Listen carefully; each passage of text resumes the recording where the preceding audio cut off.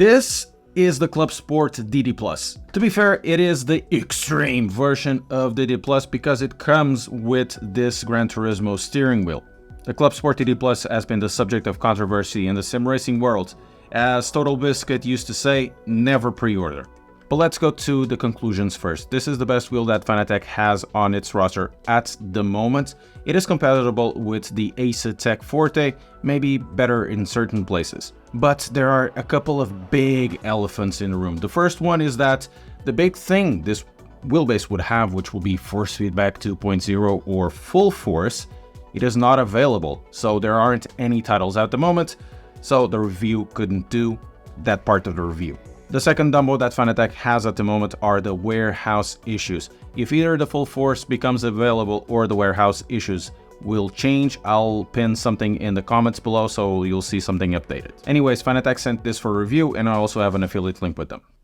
Though this video centers itself on the Clubsport DD Plus and the extreme part of it, which is essentially just the steering wheel, it can also cover the Clubsport DD, as essentially it is more or less the same thing, bar the torque figures, price, and console compatibility. The slew rate and form factor are almost the same, therefore what applies for the Clubsport also does for the Plus, and ends up being a review of 3 products at the same time. The Clubsport series has 2 wheelbases, the Clubsport DD which has 12 Newton meters, and then the Clubsport DD Plus which has 15 Newton meters. The regular Clubsport is compatible with the PC and the Xbox with a compatible wheel, while the Clubsport DD Plus is PC, Xbox, and PlayStation. What the extreme version of Clubsport DD Plus differs from the regular Clubsport DD Plus is the inclusion of this god-awful looking steering wheel from Gran Turismo that you can't buy separately. I mean, while god-awful, it is undeniable, just like the old GT DD Pro version that we have here as well side by side,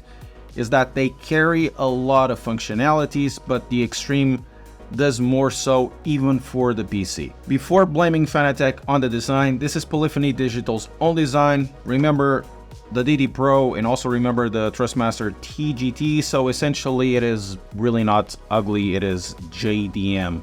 It is also time to subscribe to the channel. Besides advancements inside in the design that I've already done a video on the past, this adds something called Full Force, which is a force feedback protocol that adds haptics on top of the force feedback, giving it a little more depth and more information that comes directly from the telemetry. It will be only available on the Clubsport series. It won't be available on the Podium DD1 and DD2 or the CSL lines, but if it has it or not, like I said, it is totally irrelevant because it is not available in any title at the moment. As for prices, for the Clubsport DD, it is $7.99 for the 12 Newton meters and the Xbox compatibility.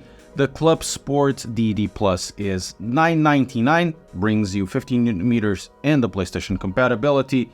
If you want to get the steering wheel for the Clubsport DD Plus Extreme, it will be $12.99. Clubsport DD has suffered a price increase from $6.99 to $7.99, and with all of these prices, basically Fanatec has some stiff competition. Mazda R12 and R16, Ace La Prima and Forte, Semicube Sports, and also some of the Simagic offerings. They offer more or less the same thing, though the Fanatec one is getting definitely more expensive than some of the Ace and Mazda offerings. Fanatec will have its own set of advantages and disadvantages, and some disadvantages will not be related with the performance, it will be related with delivery times. Let's start with the Clubsport DD Plus wheelbase.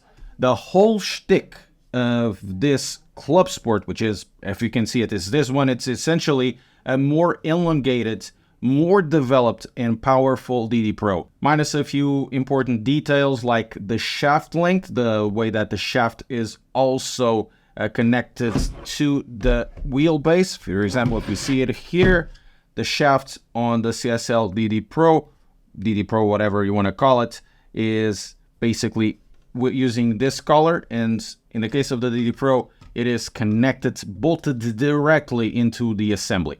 A big thing about the Clubsport TD is that it doesn't really overshoot in terms of torque. That means the 15 newton meters they talk about, they are essentially sustained torque.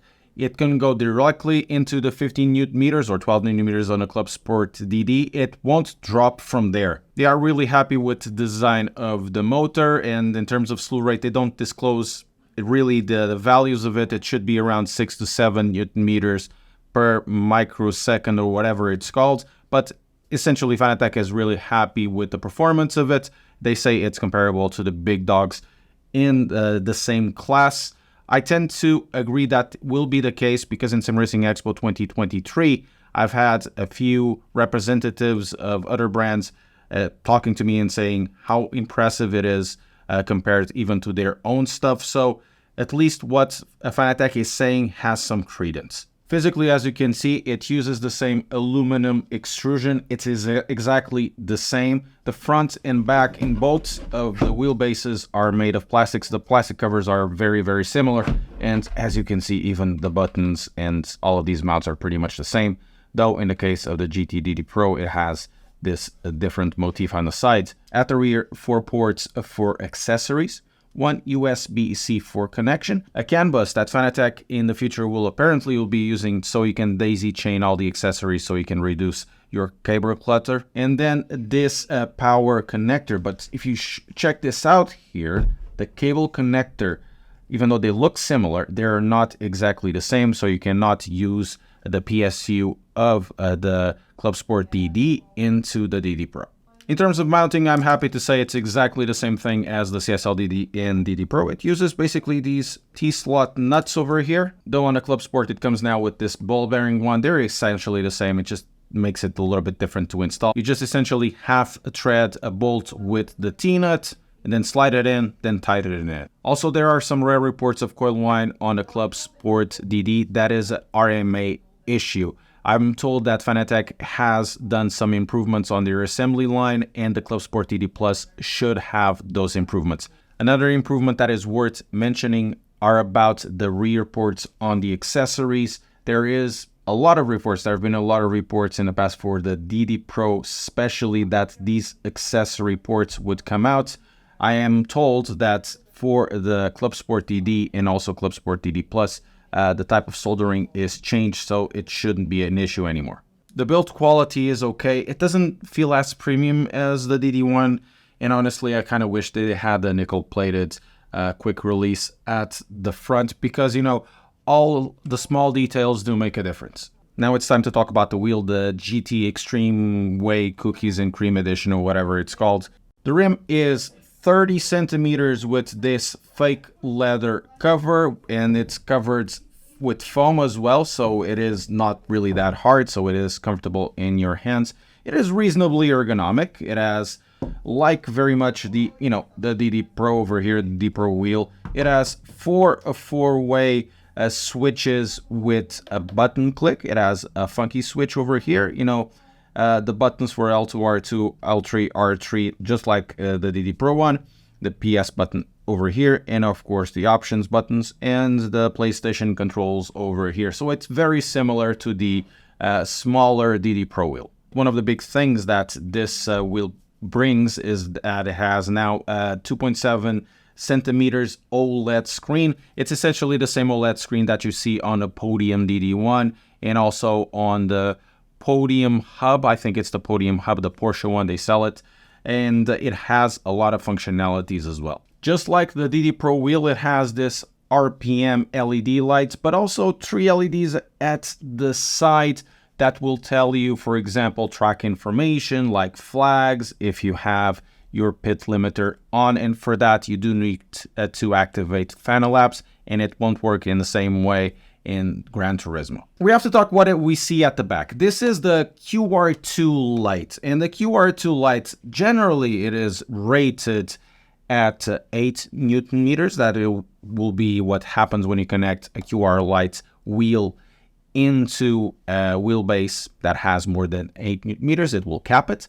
But for this one, apparently it is unlocked to the full 15 Newton meters. I've asked Fanatec about this, and they said, well, they have tested it and it works just fine. I couldn't test this wheel with the DD1 and see if it could go past the 15 Newton meters because every time I connected this to the DD1, the wheelbase would crash. In terms of ergonomics, is actually pretty great. It doesn't feel premium at all. I wouldn't say it does feel cheap, but there's really much better out there for sure. It is rigid at 300 millimeters. I think this is just the right size. The D-pads and funky switches have a lot of give, and then they have this huge click, both on the sides and also going down. The clicks are kind of shallow, and the click on the funky switch is, and the rotation is also a little bit better. These two, the R2, L2, L3, and R3 are kind of muted and then dampened, so it doesn't have a lot of feedback going back. These ones are much better, including these ones as well. They're a little more clicky and feedbacky. And on the back, we have magnetic shifters, which is an improvement over the outgoing version. The magnetic shifters are okay, but I think Fanatec has better at the moment. And then you have, for a wheel of this type, actually pretty good clutches. And I've used these clutches as a throttle and a brake, and it works really well. The ergonomics are really well done. Everything is really easily reached, especially the D-pads, and that's good because this wheel is totally dominated by them. Most buttons are easy to reach, except the bottom L3 and R3, but for such a busy wheel, the ergonomics are actually pretty good. All in all, this is a mixed bag of a wheel. It has very good strong points. The construction could be better. This wheelbase comes with the QR2 system, but it can be downgraded to the QR1 if you remove these 4 bolts at the front and then you change the assembly. I've done a whole video about the QR2 if you want to check it out. It has plenty of good information, though I must say, depending on the way you are going to remove this quick release, especially with the metal one, it feels like you need to have a little bit of a tug. It's not as smooth as, for example, the DD1, which has a nickel plating, and it just becomes something really smooth to take in and take out. In terms of stability, it is very stable. I think even more so than the ones that they have presented with the DD Pro or DD1. And the reason why I say it might be a little sturdier because of the size of this shaft. It is really small and is bolted directly to the front.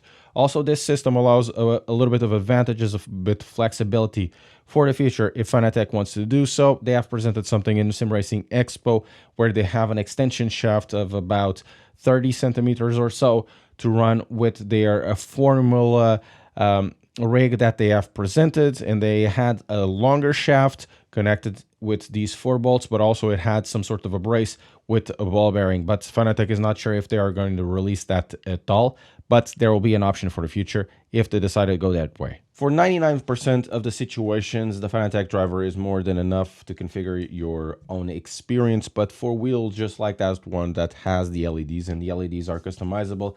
If you want to do that, if you want to customize some of the experience on the LEDs, or for example on the display, you do need to use Fanalabs. Once it's connected, Fanalabs will be connecting to the wheel. It will be accepting it. If you want to change the LED's color, you can do that. You press the one that you want, and then, for example, you change the color, and then it will be represented on the wheel itself, which color you're gonna have and which color you have configured. This is also the case for the flag lights, the ones on the left and the right. It will tell you, pit lane if it's activated or not, green flags, yellow flags, everything is fed through games telemetry. You can also change how the LED strip works, what type of colors if you want. If you want just one color, change the colors, you can do that. And you can also change the ITM information that comes there. There's a bunch of already pre-programmed displays that you can use. Generally, I like to use this one or page 1 or page 2, but you can change the ITM function by press the small setup button, and then on the top right D-pad, you can press left or right, and it goes directly through that page. This only works really on the PC. As far as I know, there isn't a PlayStation or Xbox title that will be capable to feed the telemetry directly into the ITM. Once again, this is very early release in terms of software. There are still some bugs here. As for the regular software, it is exactly the same as before. You can do exactly the same thing, but once again, this is not a final setup for this firmware. I believe this is firmware or driver 455.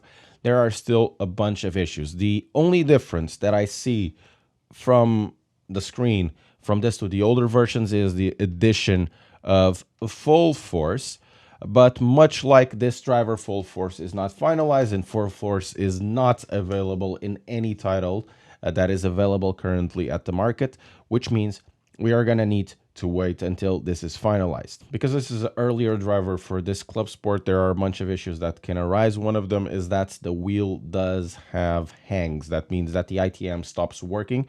It happened to me on PlayStation 5 using the Gran Turismo 7 title, and also on a PC using ACC. So everything we see here, it's really not finalized. The firmware upgrade system, it's not finalized. Nothing here is finalized, so it's going to take probably a month or two until this is far more stable. Let's start talking about the driving. The first point is that the main feature, or at least one of the main features they brought into the Clubsport, and it's, plastered everywhere, is something called full force, and full force isn't available in any title at the moment.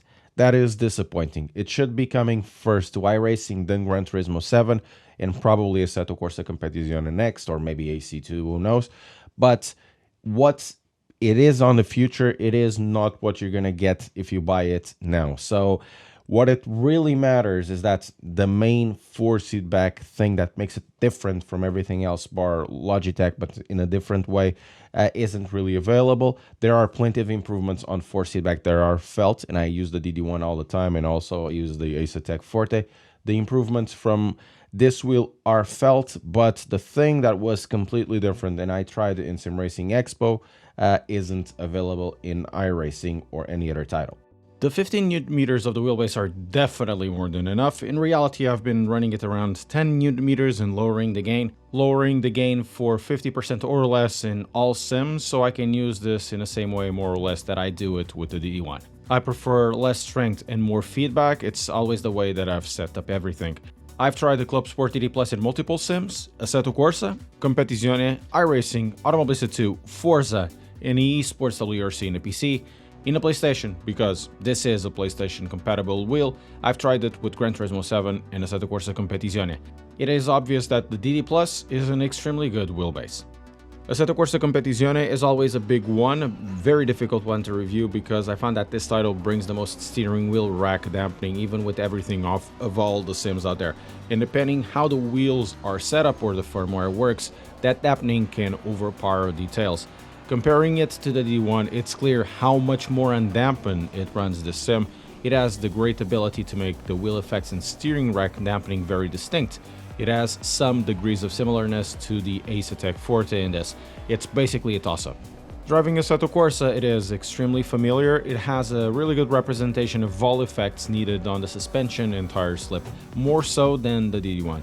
Just like any other direct drive out there, trying Assetto Corsa, I would recommend that you would run this with a little bit of dampening and also some filtering so it can smooth out the top ends of the force feedback. It's a little bit chaotic if you don't have that. Because this wheel has a lot of torque and it's really fast on its rotation, it is a fantastic drifting wheel. For both iRacing and Automobilista, it continues to transfer over as a really good feeling wheelbase. It's detailed, very fast, very direct and responsive, and overall everything you really could ask for. To be fair, I was extremely impressed with it in iRacing. Generally, I've always used iRacing with IRFFB, and I felt absolutely zero need for it. Having tested iRacing at Sim Racing Expo with full force they had there, it really made me feel wanting more out of the experience. Not because it is bad without it, but much like True Force in a Logitech Pro, there is force feedback with it and force feedback without it. It's a little bit like pizza. Pizza is awesome, but once you discover Neapolitan pizza, you still have the other pizza. It's nice, but it isn't really the same thing, you know. Forza force feedback isn't really the best, but it does its job, and WRC as well, which I used it with their rally module wheel. In the PC, the force feedback doesn't disappoint, but there are issues with the podium wheel using it on the Clubsport DD. It doesn't have the connection, and it just shows you garbled stuff in the display. For the Clubsport DD Plus specifically, I've tried a couple of the major PlayStation sim racing titles. Assetto Corsa Competizione has its force feedback very similar to the PC counterpart. On Gran Turismo 7, it provides an excellent detailed experience. Something has to be said about the wheel. The number of buttons are useful for most titles, including ACC in the consoles, but for Gran Turismo 7, the wheel has all the functions like the DD Pro wheel. In the PC, generally it works with the multiple displays for the most titles. In a console, really not really. It only works in legacy mode with speed and shift and some of the lights. The GT wheel, just like the DD Pro, is incredibly useful to change the settings on the fly without having to mess around in the menus. I was really impressed with the PlayStation 5 experience, but I think a PlayStation-specific video should be done about this wheelbase, so subscribe. The Gran Turismo wheel is comfortable while driving, and the ergonomics are really great. Everything is easy to reach and understand intuitively. The flags work correctly in most games too, though Finite Labs needs to be installed for that if you are on a PC. The OLED screen offers a bunch of functionality in the PC. Besides the shift and speed info, it gets the delta time and a bunch of other things. However, I have had this wheel crash on me. It's also very easy to make it happen. Just change the OLED function a few times and then, well, no more screen until the wheelbase is restarted. The firmware needs to be updated for the wheel and also for the wheelbase, and I've tried this wheel on the DD1 and it will crash the wheelbase, but the issues with the firmware are not just with the GT wheel. It also has issues displaying information with the rally module with the Clubsport DD Plus, not on the DD1. At this point, the display really only shows garbled info, therefore the wheelbase will require a firmware update, which isn't available at the moment.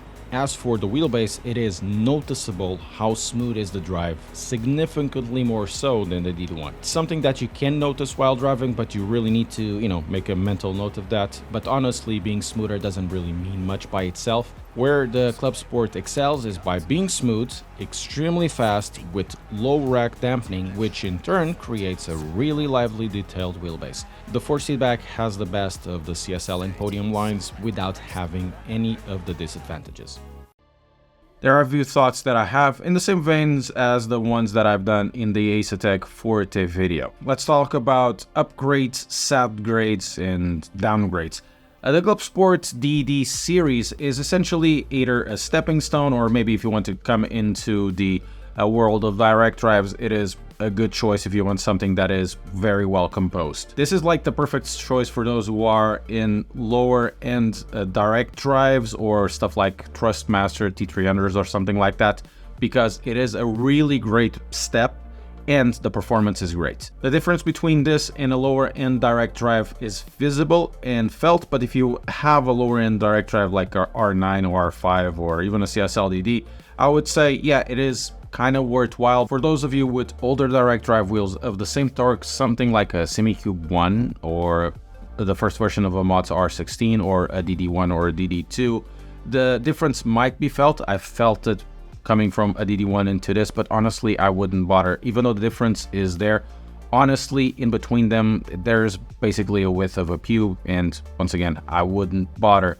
I think the difference is really not worth the time and expenditure of selling and buying new stuff just for the sake of having the new shiny thing, and it's also my opinion that stuff like older direct drives or direct drives in general, especially the more expensive ones, they should be used until they die. Maybe I'm getting cynical, but that's how I see it. Then there is the price. The Clubsport series is the most expensive out of the competition, and significantly so as well. The Clubsport increased in price to $799. At $699, it will be like a comparison between this and the La Prima, and honestly, I would go towards the Clubsport DD rather than the La Prima because of the ecosystem. But when you add extra hundreds euros on top of it, the weight shifts a little bit, and then the La Prima might be a better offer, unless of course you do need the Xbox support. This opinion might change a bit if, and this is a big if, full force does make a difference in terms of force feedback overall feel, but that will need to be revisited. Mazda also sells significantly cheaper the R12 and the R16 than the Fanatec Clubsport DD or the DD Plus, and even cheaper than the Asetek, but I would need to mark Mazda down a few pegs in terms of force feedback. I do think that the offerings from Fanatec and Asetek are better,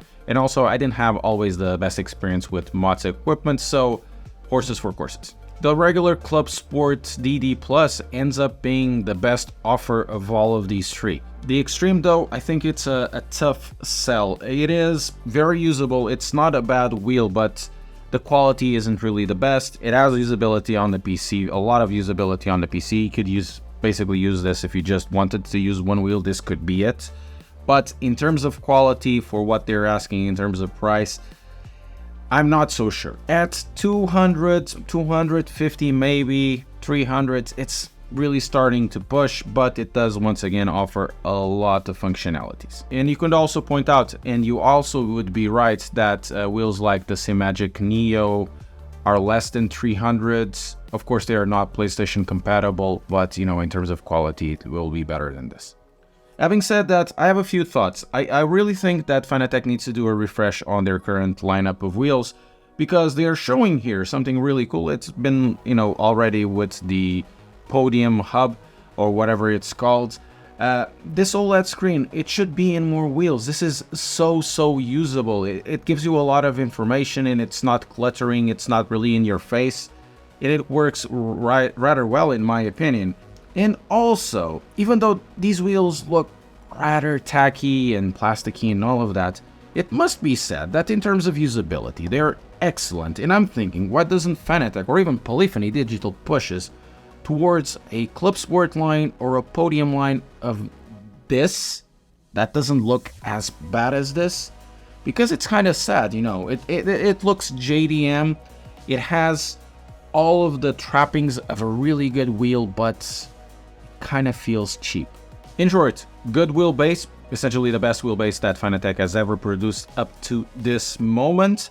The prices are a little bit inflated, especially on a Clubsport DD, a little bit so in the Clubsport DD Plus Extreme. Full Force is not available at the time of a release. That means I will need to revisit this, and also I will be doing a bunch of comparison videos from this point onwards, because there's a lot of content that can be made with this. So don't forget to subscribe to the channel to keep up to date.